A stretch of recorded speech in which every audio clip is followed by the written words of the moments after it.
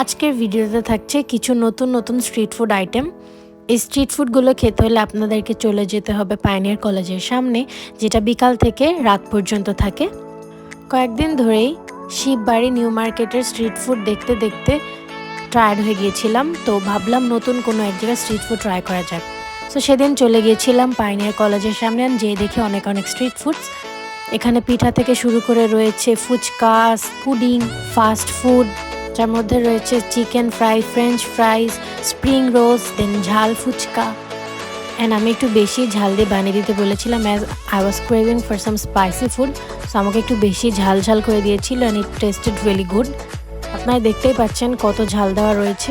এরপর আমরা ট্রাই করি সেখানের কিছু চিকেন পুলি, পাটিসাপটা পিঠা, পিঠা পুলি, ফুলকপির চপ, পাতাকপির চপ, ফিশ কাটলেট, আরও অনেক কিছু রয়েছে এই শপে।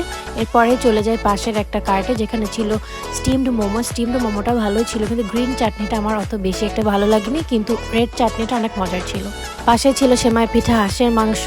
অ্যান্ড এর সামনে থেকে যে একটু পাশের গলিতে ফুচকা খাই, সব থেকে আমরা অর্ডার করে ফেলি রাজ কাচুরি, যেটার প্রাইস ছিল 80 টাকা। কিন্তু to be honest, this is the worst raj kachori I've ever had in my life.